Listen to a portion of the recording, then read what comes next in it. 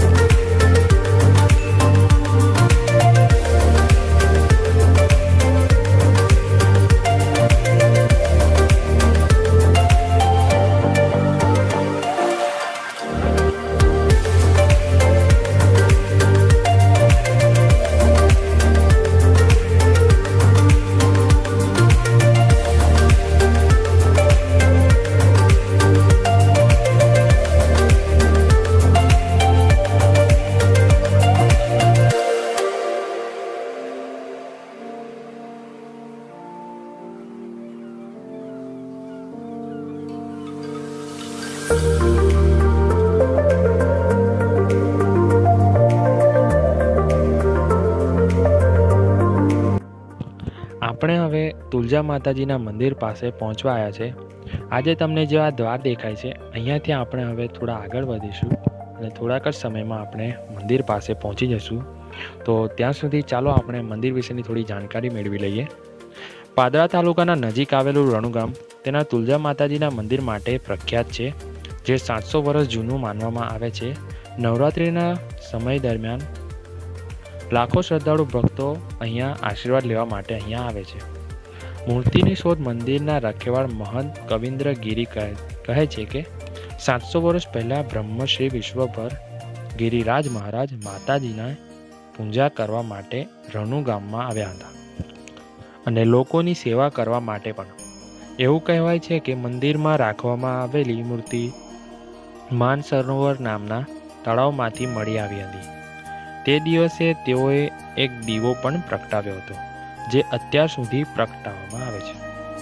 નવરાત્રિના દિવસોમાં તુલજા માતાજીની મૂર્તિને કિંમતી હીરાઓથી શણગારવામાં આવે છે અને 150 વર્ષ પહેલાં મહારાજ મલ્હાર રાવ ગાયકવાડે આપેલા દુર્લભ ઘરેણા છે. એવું કહેવાય છે કે માતાજીની દ્વારા તેમની ઈચ્છા મંજૂર થયા પછી મલ્હાર રાવે આ કિંમતી ઝવેરાત અર્પણ કર્યા છે. તે જેલમાંથી મુક્ત થવા ઈચ્છતો હતો, જ્યાં તેને અંગ્રેજોએ જેલમાં રાખી મૂક્યો હતો.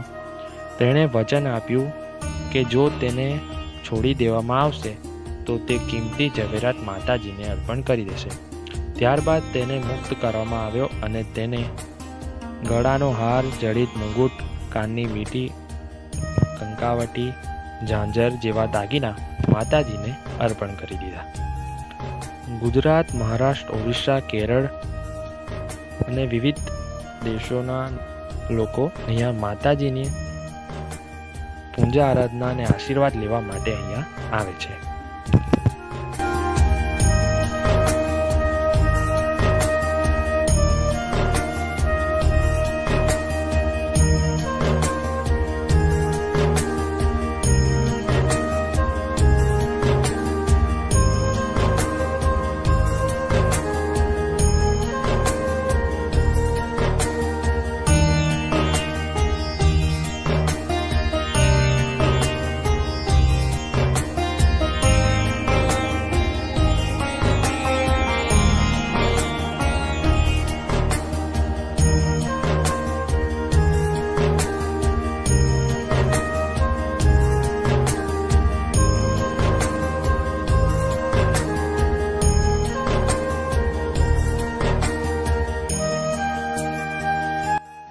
જો તમે આ ચેનલ પર પહેલીવાર આવ્યા છો તો વિડીયોને લાઇક કરીને ચેનલને સબસ્ક્રાઇબ કરી બેલ આઇકન દબાવી ઓલ નોટિફિકેશન ઓન કરી દેજો, તાકી જ્યારે પણ વિડીયો મૂકવાનું સૌથી પહેલું નોટિફિકેશન તમને મળી રહે.